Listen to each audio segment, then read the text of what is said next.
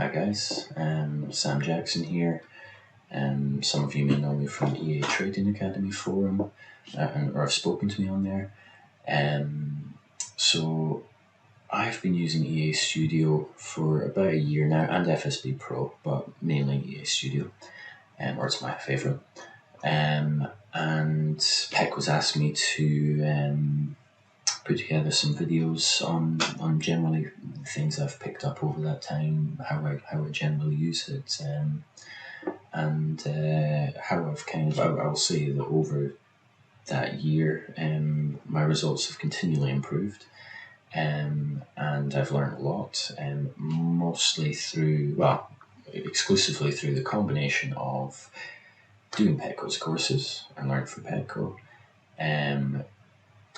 learning on the forum, discussing things with Petco and other members, and just actually just reading through what people have read in the past, initially, written in the past initially, and also EA Studios in my opinion, set up in such a good way. It's so slick that it allows you to teach yourself some things, or at least very much deepen the knowledge gained from Petco's courses. So I'm going to show how I've done that and how I generally do that still, and so that's to come. In this first video, however, I am just going to do quite a simple check, and it's a check I do every single time I generate robots and then set them trading on either a live or demo account. I think it's really important. And that is how to compare the EA Studio backtesting journal with the MetaTrader 4 backtester. Following on from that, my next video will be then putting that EA that I use for demonstration purposes live, and then comparing the actual real results that after it's traded on a demo account for a week with the backtester again, just to show how that compares and discuss that. So just to get started, what I've initially done is I've gone on to Black Bull Markets and I've uploaded their data for EuroJPY M15, and you can see that is set for that's 4 weeks of trading.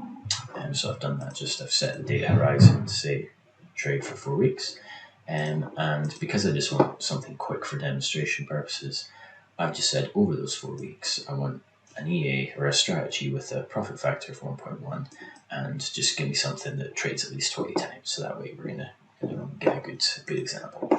And so before I click generate, I'm not doing any react or anything. It's just a very simple check, and I just want to do this quickly. And so this is how I have things set up, which is basically the defaults. I've just got a stop loss and take profit of 10 to 100 and 4 and 2 entry and exit indicators. I'm just using the in sample, and that's a long time, but I'm not going to run it for a couple of seconds. Okay. So EA Studio is pretty much working like lightning. That's calculating all these strategies and passing the ones that pass the criteria into the collection. So that's absolutely plenty. I'm going to stop there, and I'm going to have a look. Right, this top one looks great. It's made it's made 46 trades in 4 weeks. So kind of what I was looking for. Good equity curve. Let's just use that. So obviously I've generated using the Black Bull Markets data. We could have generated using any other data. We could have used the years and years of premium data and then done this check at the end using Black Bull Markets. So now we're going to export this expert advisor. That's the experts folder in the MetaTrader 4. Let's open MetaTrader 4. We will refresh this, and we will now backtest this EA in MetaTrader 4. So EuroJPY M15. I've used a spread of 20 and 0 commission because that's what this broker is using. And typically I would use a spread of 10 and add commission and use a raw account, but that's what I'm using here. And we're going to backtest it between the same 2 dates. So as you can see, those dates were the 1st of the 5th and the 3rd of the 4th, right? So I'm just going to quickly do that. Now look at the report. Now I know this isn't going to match exactly just yet, and I will cover that. So we've now made, what we can see is we made 49 trades. I remember it being 46, and the profit's 179. Quite a good equity curve. Let's go and have a look at VA Studio. 177, a couple of dollars short, and only 46 trades. What's the reason for that? So the reason is, if we quickly go and look at the journal, we can see the first trade happening here, the 5th of April, 1415. If we're going to look at MetaTrader, we can see that we have actually made that trade here, the 4th of the 5th, 1415, but we've actually made 3 trades before it, right? The reason for that is that in EA Studio, there was a setting here to start the backtest from bar 100.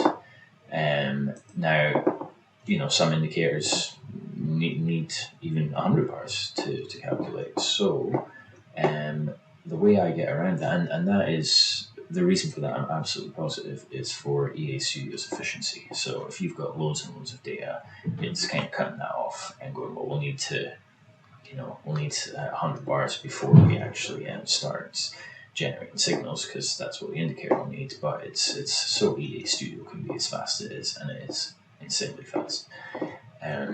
So how I get around that is, we can see between those 2 dates, that's the count of bars. I just simply go here and I manually add 100 bars. That way I know that it's a match for match, right? So now we've got 49 trades, 179.45. And if we go here, we can see 49 trades, 179.47, 2 cents out. So looking at the trades, we can see that, okay, here we've got 8:30, 10:15. Let's go have a look here. And 8:30, 10. Okay, the reason for that is simply there's a very small difference in the in how the backtesters deal with not ambiguous bars, just the stop. It's basically to do with the stop loss. So this MetaTrader is slightly different in that it's very optimistic. If it doesn't know what time if it's hit it could have hit the stop loss or the take profit first. It takes the take profit. If within a bar, both occurrences could have theoretically happened, MetaTrader's got an optimistic backtester, and EA Studio has a pessimistic, so it will actually take the worst result. Now, so when it comes to stop losses occur in that bar, and sometimes you can just it can be out by a bar, and the value is exactly the same. We can see here the profit, negative 16.85. Here it's negative 16.86. I believe those very, very small differences are just to do with that tiny difference in between the two. However, I've done this comparison so many times that it's it's always very, very, very close. I hope that was helpful. So what I'm going to do to continue on from this video, actually, what I'm going to do is I'm going to take this exact EA, I'm going to put it on my on a demo account on my VPS.